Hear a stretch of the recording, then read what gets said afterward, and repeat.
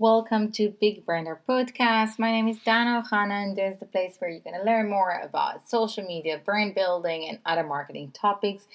And today, I actually want to touch the topic of some do's and don'ts on social media. Because I know a lot of us are feeling that maybe we work for social media and not the other way around. So here are some do's and don'ts that I think you really need to follow in order for actually just change it a bit and get social media to work for you. So I want to start with the first one, and the first one is about that you cannot be everything to everyone. It's a big no, no, no, no, no. Okay, what you can and need to do is to focus on a specific niche, which means that you want to make sure that you're not trying to be with your message like to reach out to as many people as possible by trying just to reach out to everyone. You really want to focus on finding the right audience, the audience that you will resonate with, they will resonate with you, and that you can actually build relationships or build those connections with. Because I want you to think about, there's the nice saying you want to have 100 people that love your content, love what you do, versus to have, like, let's say 10,000 people that are kind of liking what you do, right? You want to try to reach out to 100 people and get, like, let's say at least like 70 or 80% success out of it, versus to reach out to maybe 1 million people, but maybe have like even less than a percentage as a success, right? You want to make sure that you're very accurate, that you're trying to reach out to the right people, which actually leads me to the second one, that a big no, a big don't, is that when you're trying to create content with a direct sell, instead of creating content that builds relationship. Okay, because no one actually likes direct sales. No one like it when you just put it in their face and say, okay, I'm doing like this. I see it a lot of time, like on LinkedIn, sometimes when you get a message from someone, right? How many of you are actually reading those messages? Most of you are actually skipping it, right? And again, like even like on Instagram, sometimes I get those messages, or on Facebook, to join this, to join that. But do I know you? So first, focus on building relationship. And that's the one thing for getting actually social media to work for you, is to think on social media as a tool to build relationship.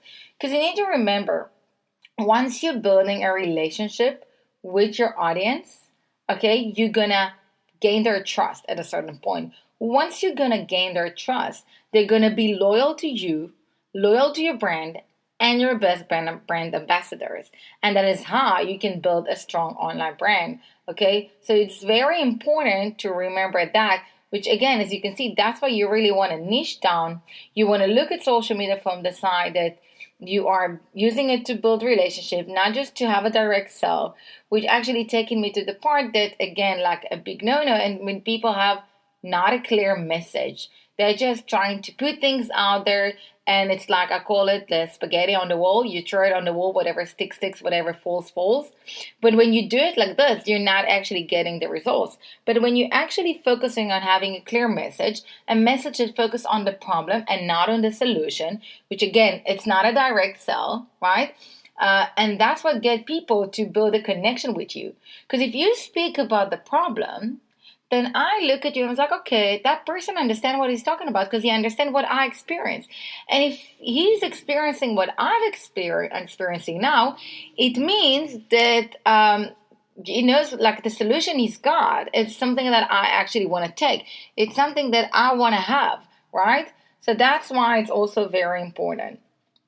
I want to share with you another big no, another big don't, which is that you're trying to join all social media platforms pretty much at once, and just because they are popular, and you think that if everyone is on Instagram, so I also need to be on Instagram or on TikTok or whatever it is. But that's a big no, okay? First, you want to start with one social media platform at a time. Start with one, dominate that one, learn how it works for you, learn how you can make results out of that, and then move to another platform. I've done it myself.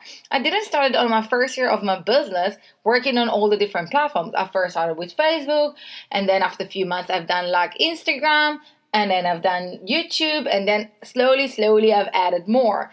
And then through that, I've started to build my community in each and every one of them. And once I built that community, I could have moved them with me from one place to another.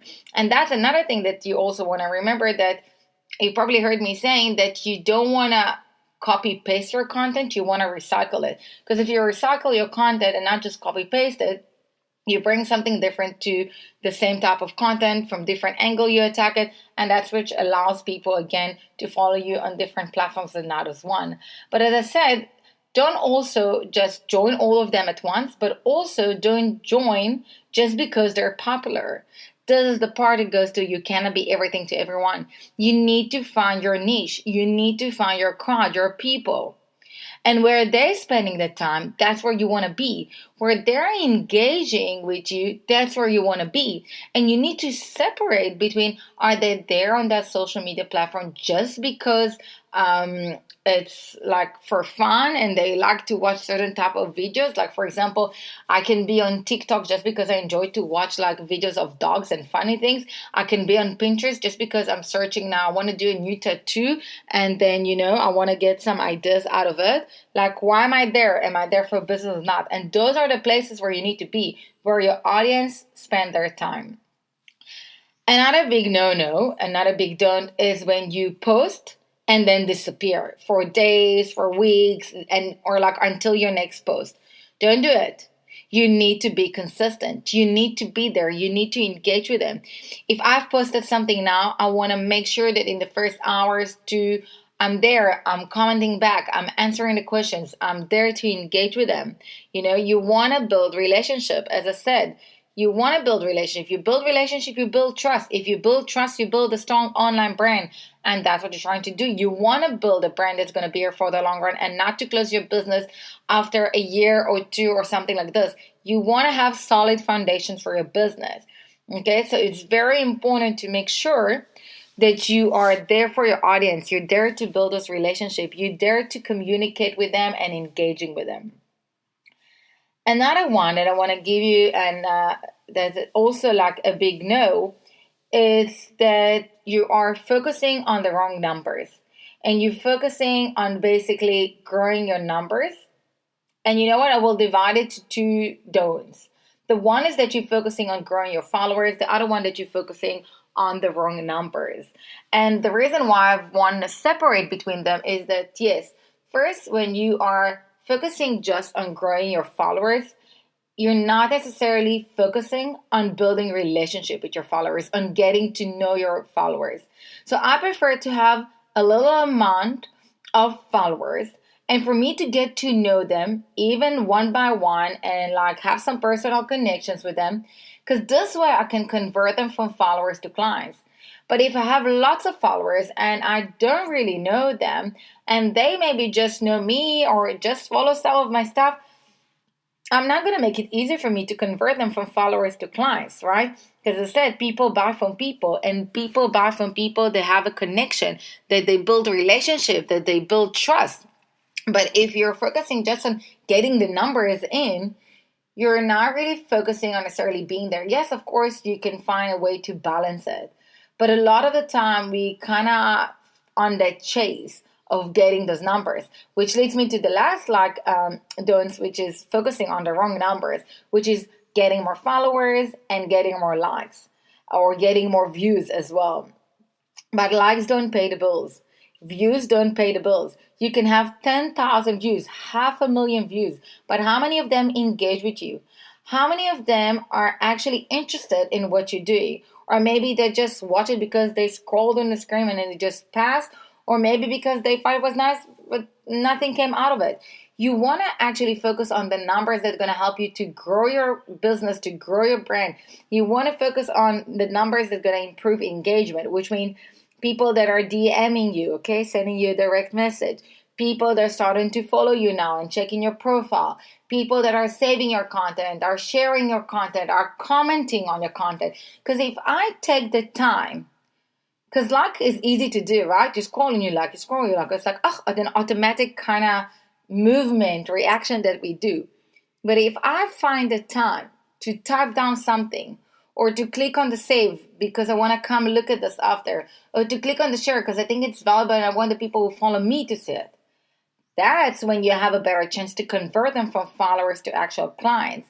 That's the part when you're going to improve the engagement, and through that, you're going to improve your exposure. Because if people are engaging with you, first, you're showing the algorithm who's interested in your content so they can expose it to other people, similar people. Second, if they're engaging, it means that they're interested, that there's a certain point that they will be willing and wanting to come and connect with you to get and buy your product or service.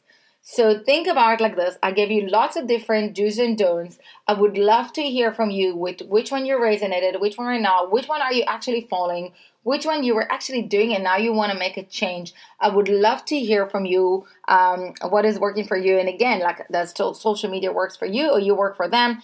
It is all about mindset because you want to get social media to work for you because you want to use social media as one tool out of other tools to build your brand, to use it as part of your organic marketing strategy, even if it's also part of your paid marketing strategy. But that's how you want to use it. You want to use it to your benefit.